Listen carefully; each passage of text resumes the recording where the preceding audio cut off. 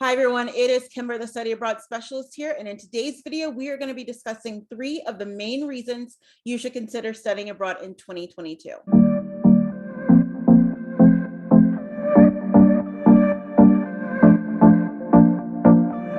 So if you had a chance to check out my video from a couple of weeks ago, I will link it down below. I was talking specifically about summer 2022 because we are headed towards the new year. And I know that for spring 2022, a lot of programs are still very restricted, obviously based on what's going on. But for summer 2022 and beyond, this is kind of the point where a lot of programs and a lot of schools and universities around the world basically are sort of planning to do like a sort of big reopening back into study abroad, feeling like, we can sort of progress to the point where we can get back to not necessarily where we were in 2019, but it's a start towards that. So if you are planning to study abroad in 2022, I would love to have you on this channel so that you can keep receiving more information. So definitely click the subscribe button and also click the like button on this video, please. And go ahead and share this video with someone that you know that may be also interested in studying abroad for 2022.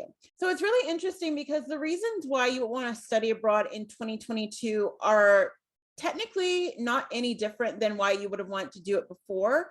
But I would just say that based on sort of everything that happened in 2020 and now 2021, we know that so many people's lives in general have changed. That's an understatement, but specifically for college students and for grad students and even high school students, sort of the trajectory of maybe what you thought you were going to do may have shifted some. Maybe you have been in an unfortunate situation where you've fallen behind. Maybe you had to take some time off. There's been so many different things that have happened. And so to be able to have a reset within your academic career is going to be very important if you haven't already got a chance to do that. And so in 2022, being very hopeful about that and looking towards study abroad, the very first reason why you want to do that is you're going to be able to line yourself up for even more post-grad opportunities than you would have before.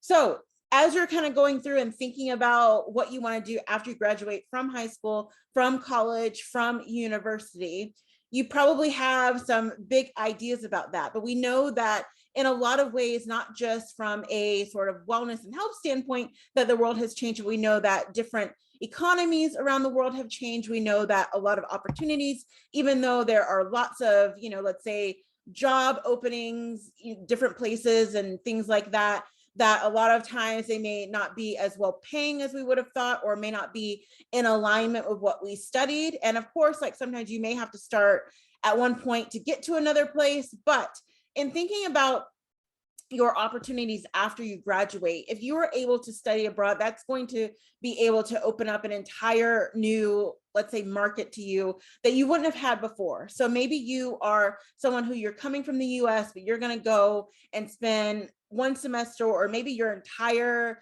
year next year over in Japan. Like that is going to be able to open up an entire new market to you of new opportunities that you may not have been exposed to before, that you may not have even heard about just living here in the US. Same thing if you're living somewhere in Europe and you want to go, let's say you're living in Italy and you want to go and study abroad for a semester or two in Canada. That again is going to open up your post-grad opportunities. And I think that we are definitely in a place similar to, I always say that I know that most of you are Gen Z, or some of you are a little bit older, but I'm a millennial. And so when I first graduated from college, I was very lucky because I was already going off to grad school, but there were so many kids who, were my age and were coming out of college the same time as me, who had to deal with the realities of the Great Recession back in 2008, 2009. And so for them, that meant that, they couldn't necessarily find jobs, or if they did, it wasn't what they were looking for. Or maybe it was so far away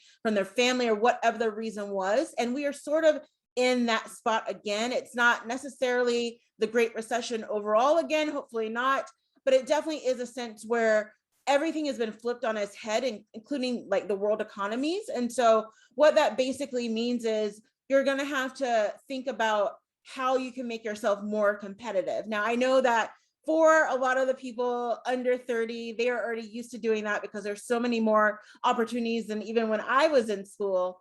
But you're going to have to think about how to take it to the next level. So how can you make yourself basically stand out to get, a good paying job, or whether it's, maybe you want like a internship that's going to be really tailored to what you want to do, it's going to be really competitive because, again, since there are so many openings for different things, that's competitive, but also too, the fact of if you want to get something at a higher rate, a higher level, whether it be paid or unpaid, or whether it just be like, maybe you want to go into a really prestigious course, like there's going to be more people competing for that because there's so much turbulence in the market. So you definitely need to think that through. And I would just say that being able to study abroad is only going to take you up that next level, not just because it looks impressive on a resume, people always want to talk about it, but also too, because it's going to basically double or even triple the opportunities that you may be exposed to if you are, just compared to someone who's going to be staying in their home country, you've gone to another country. And so it means that you can sort of seek around, see, is there any opportunity for you to be able to stay there, work there, intern there, volunteer there, whatever you're trying to do, so that you can get, a heads up on those opportunities and get ahead and get your career off to a great start.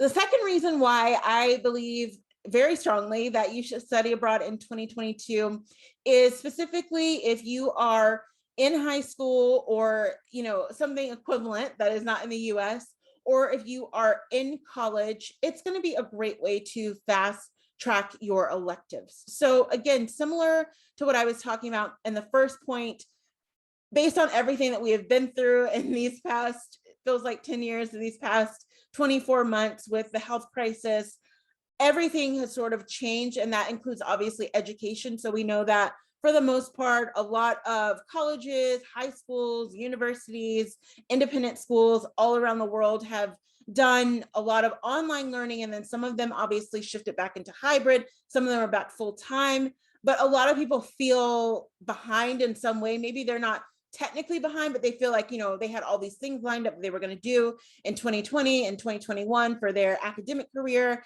and they've had to shift around based on what was available to them. Maybe their school didn't offer certain things because of everything that was going on. Maybe it was offered, but they weren't available to take it because they had to catch up on maybe other things that they didn't take, starting in March 2020. So I know that for a lot of students out there, several that I have worked with in the past, if you are interested in learning more about my study abroad advising program, please go ahead and go to this link, just plug it into any search engine and you can learn more about that. But I do know that there are a lot of students out there that feel like, particularly for elective topics, that they really would have liked to have had more of those, but they feel like now time may be running out. Maybe you are a junior in college and you're like, I just need to sort of finish everything up so that I can be a senior next year and start working on things and start figuring out what I'm going to do with my life after college. I totally get that, but I feel like there is value in having lots of electives. And I think that study abroad is a way to sort of fast track that.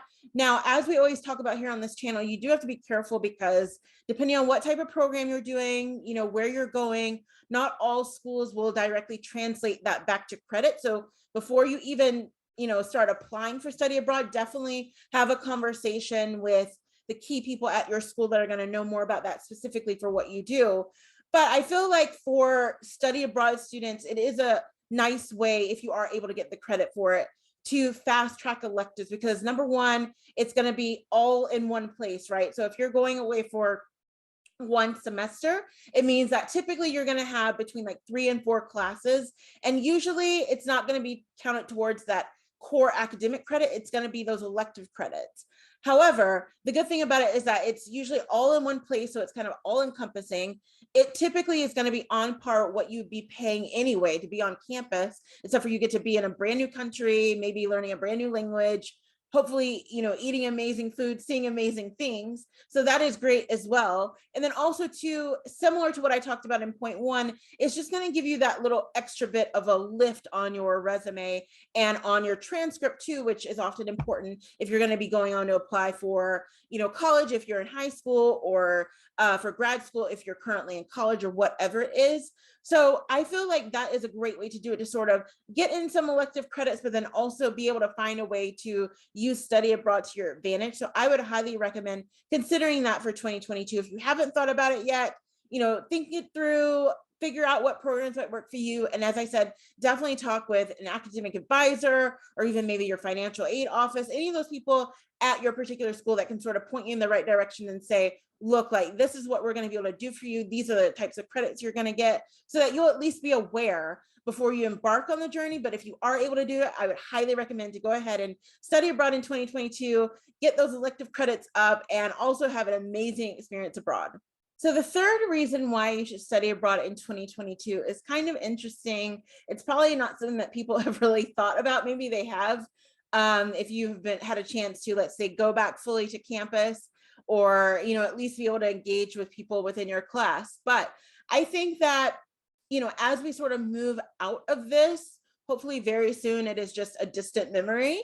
I feel like in 2022 and 2023 specifically, sort of working on those social skills again, it's going to be very important. I know that for some people, they have sort of retreated into themselves and felt like, even if, let's say, they were an outgoing person before, that, now they don't know how to necessarily interact with people because it's been so different just having to look at people on a box for the past however many months. Or even if you see them in person, like, you don't know, like, do they want to shake hands? Is it going to be weird if I walk up to them and do it? Can I give someone a hug? Like, how does that work?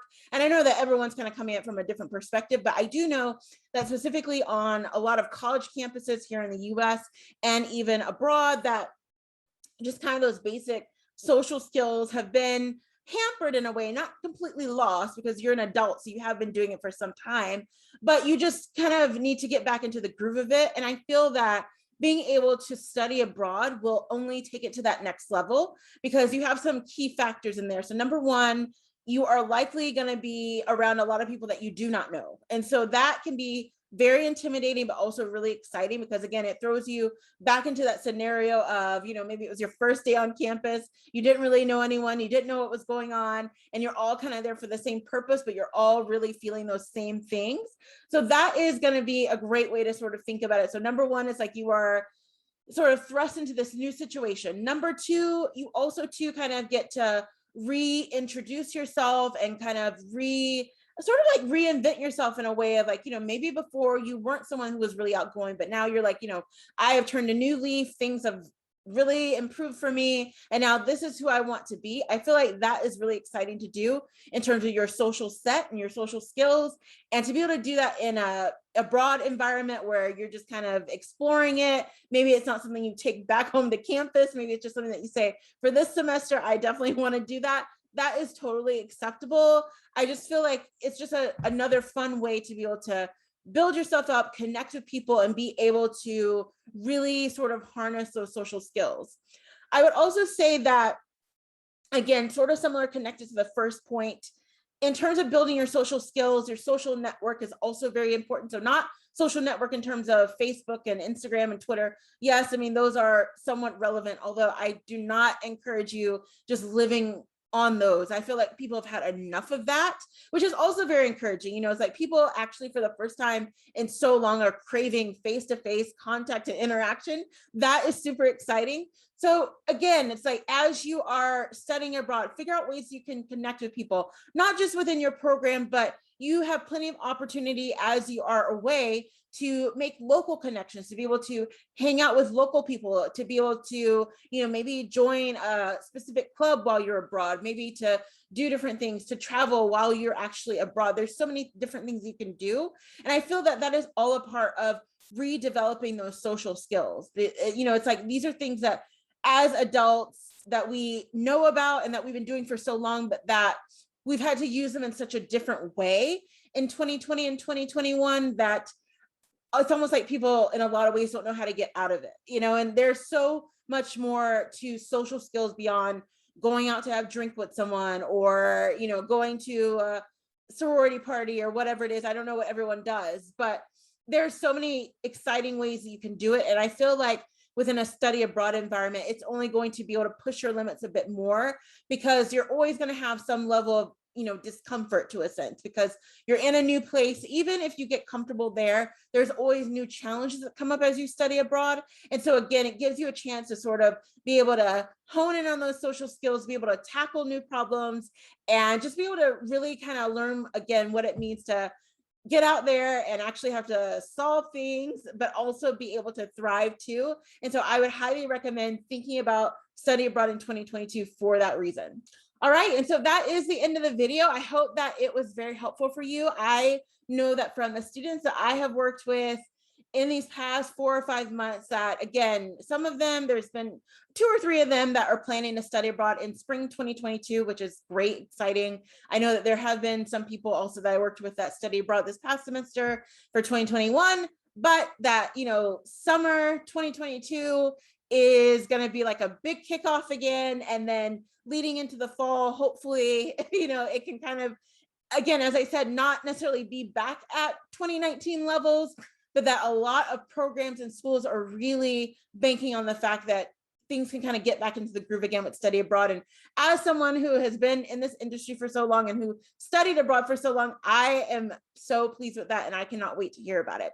If you are planning to study abroad in 2022, leave us a comment below. I want to know where you currently go to school. You don't have to give your personal information, just say like where you currently go to school, or maybe what state or country you currently live in, and where you are planning to study. So what location specifically that you're planning to study in. Tell us about it in the comments. It's really exciting. People, in the comments get excited because they can hear more about what other people are doing. And then also too, they can sort of, comment in and chime in on what they're doing too. So let's get that going in the comments.